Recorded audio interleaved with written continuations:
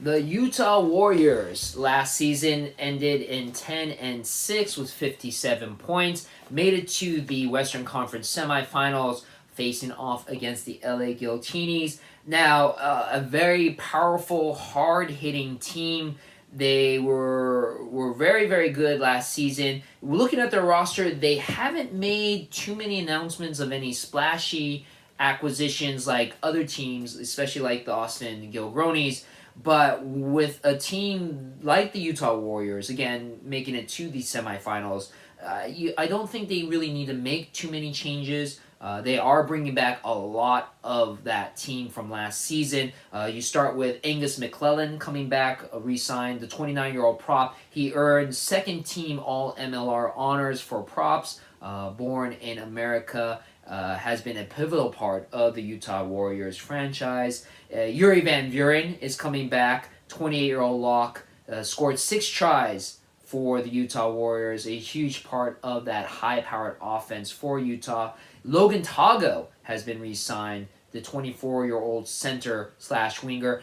Didn't play a lot for Utah, but has made his name recently by being a member of the USA Sevens team. A very explosive, powerful player. One of those rare, it's starting to actually become a lot more common now, crossover player. Logan Tago started with a football background, played for Washington State University as a defensive end linebacker, was named All Pac-12 second team honors in his senior year. Crossover players are those players in the United States that are making the transition. They start with a different athletic background and now making their transition to rugby a little bit later in their careers, but they're becoming very, very successful. And Logan Tago is one of those leading the way. I feel he's definitely going to be a huge name to watch out for, whether or not with Utah or with any MLR team. Or even with the Sevens, the National Sevens, and possibly a National Eagles team as well. So just keep your eyes on Logan Tago.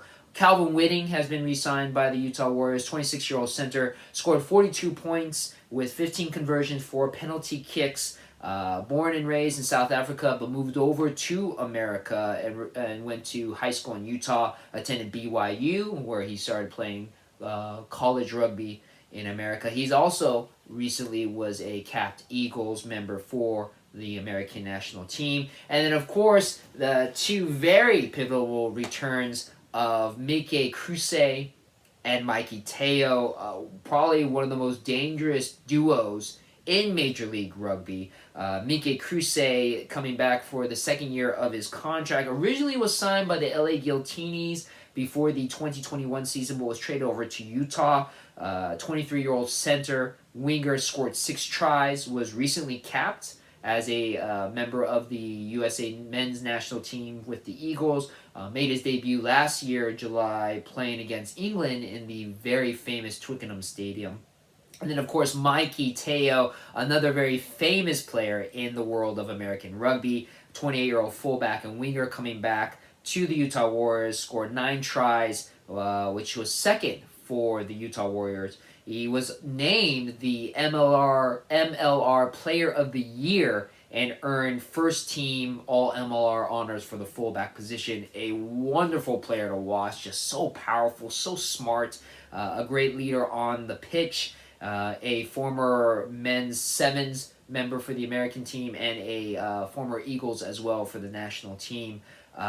Bringing back Mika Kruse and Mikey Teo is very pivotal for Utah and for their success in 2021. Again, looking at the roster, I don't know if they've made the same amount of adjustments as Austin has. I think Austin has made that huge jump, but what's going to really be important is the status of a couple of players that Utah has not mentioned what their status is with the team, whether or not they're coming back, and that's with Hagen Schulte and Samo Malolo. Hagen Schulte was the top point scorer for the Utah Warriors. Samo Malolo was the top try scorer for the Utah Warriors. Both very important parts of the Utah offense. Whether or not they're coming back, I think that would actually make a huge difference for the success of Utah.